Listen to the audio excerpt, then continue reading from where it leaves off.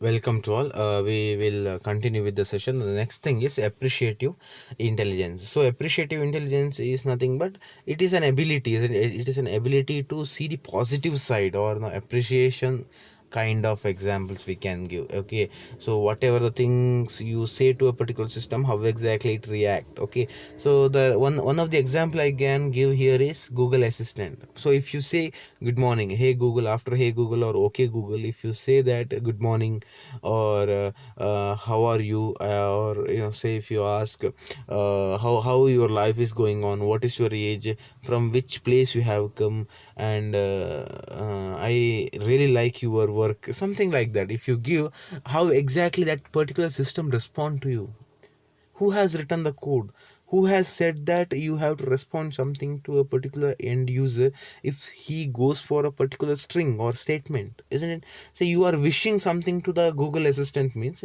that assistant, Google Assistant will respond with a positive sign only to you. Okay, that is nothing but a kind of code or kind of intelligence, isn't it? It is appreciative intelligence. I can take that is one of the examples, simple example, that is just a simple example, but sorry, so you can consider that example also. Okay, so here there are three components actually: reframing, appreciating the positive, seeing how the future unfolds from the present. Okay, the first one is reframing, so which is about shifting reality by choosing what feedback we will ignore and what feedback we will pay attention to. Okay, so what kind of information you are giving the attention and which information you are just neglecting. So based on that, reframing works. Next, appreciating the positive is the ability to see the positive aspects of any given situation. Appreciative intelligence is the mindset that allows you to step back and access the situation and move forward instead of being you know uh, thwarted by circumstances. So the thing is, see, as a human being also, we will take the situation sometimes positively, whatever it may be, even though we fell somewhere, or even though some thing is pricked to you, still we will say what we will think. Okay, I just have something has pricked to me, instead of going for some big disasters, this kind of things happened and I'm just fine now. There are so many examples you would have seen. So they just calm their self, and they just adjust to a particular scenario even though it is bad. Okay, so it is a kind of appreciation, isn't it? So this kind of things, how you can put to a particular system, it is not that easy, isn't it? Because we as a human being, or we have a brain, we can see the emotions, but you cannot make a particular system emotionally good or emotionally great. That is not possible. That is very difficult actually. It is not, I'm not saying it's not possible, but it is not that easy. Okay, that is one of the component. And the next thing is seeing how the future unfolds from the present, is about seeing what can be done instead of what can't be done. So it is staying in a positive side, that is a meaning. Okay, what are the concept components you are seeing, or whatever the concepts you are learning in this particular thing, or appreciative intelligence. So ultimately we are seeing the positive side every time. Okay, just not by I'm not saying the neglect, you have to neglect the negative side, not it is not like that, but it is better to take the positive thing from all the negative things, so that you can move forward. And the system also, you have to teach the system, or you have to maintain, or you have to build the model in such a way that it also supports the appreciative intelligence. Okay, next, appreciative intelligence can be developed by consciously thinking about your response to a situation as they occur. Okay, now based on that situation, you have to take the that appreciative intelligence. For example, if you did not win the contract you were bidding for, your response could be that's great, instead of oh what a pity. Okay, which forces you to question your assumptions and look for a positive and a different meaning in the situation. That is fine. Okay, even though some could not win, means you should not be disappointed. You can just say, oh great, it's fine, it's fine for this day, it's fine for this time, we will try again. So that is the positivity, isn't it? Such kind of mindset your system also has to get. Oh, this artificial intelligence intelligent system has to get this kind of thinking. Next, it also leads to four qualities. One is persistence. Next one is conviction that one's action matter, tolerance for uncertainty, and irrepressible resilience. So resilience. Okay, and then the ultimate thing is these are some of the actually qualities they're trying to say. So all these qualities has to be implemented to the system also. Sorry. So these are the these are some of the informations for that particular concept. Next, appreciative intelligence approach starts with valuing the appreciating what is. Okay. Next, the renewal is built on what is working, and the situation is framed by asking that makes the managers enables innovation, and what makes leading the change exciting. So the instead of going for this concepts, actually ultimate thing is how exactly you deal with a particular situation positively. Okay, whatever it may be the situation. Say for example, there has some people have met with the accident. It doesn't mean that you have to say at that time, your system has to say, oh, that's great. That should not be done. I'm saying appreciative intelligence means it is not just the things whatever you feed. Your model or your robot should not think like that. That then it will be a problem.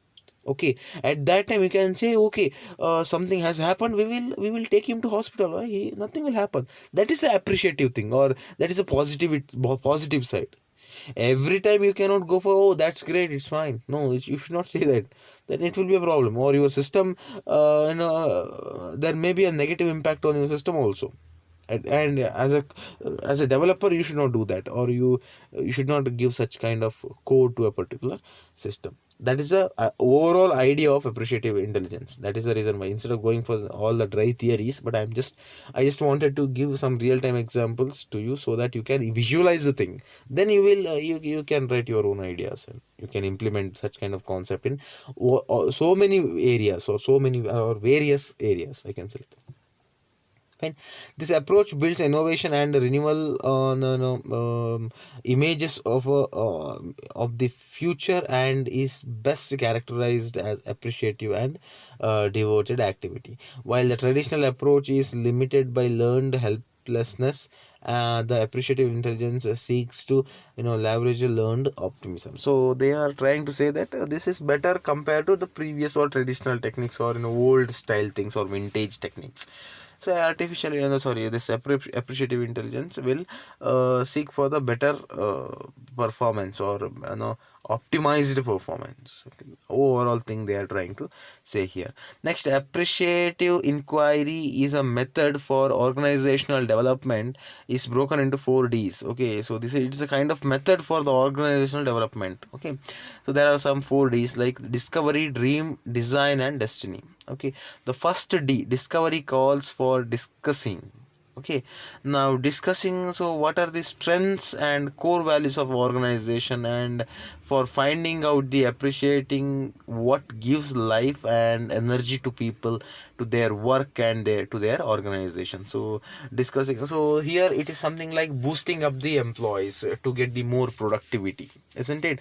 So you can appreciate them for their work, you can give the appraisals, you can hand over some money, or token of love, or just a token of gift. All those things you can pass on to the employees, so that you can grab the attention of them, and you can make more work from them.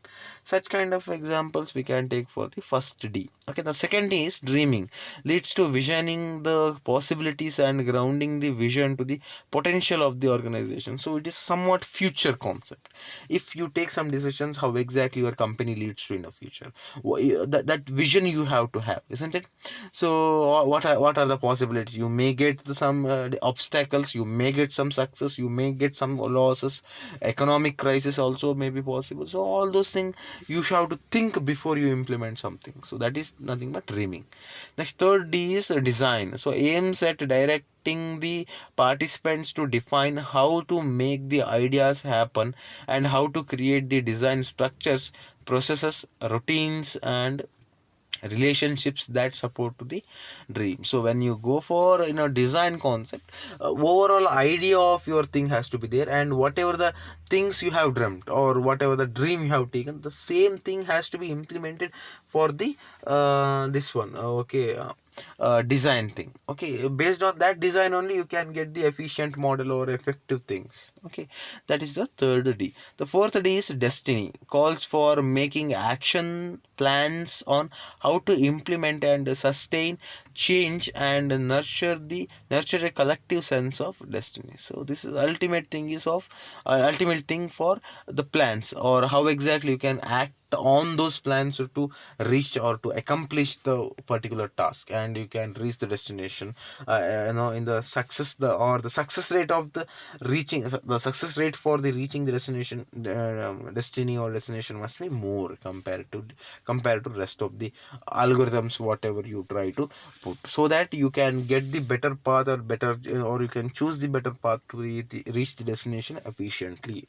Okay, these are the some of the concept for appreciative inquiry. Okay, so these are the some of the concepts, you can go through it. So these are the general ideas of, okay, general ideas or general concepts I'm just preparing the slides just with the best points, and you can elaborate this point for your things, your work, or for your, or filling up the page, or if the marks are something like that, then you can definitely elaborate. So these are some of the overall idea of your headings or whatever the concepts you have in your syllabus. Okay, so these are some of the points I just wanted to discuss. So let me wind up the video for now. So the rest of the concept we will see in the next video. Okay, thanks for watching.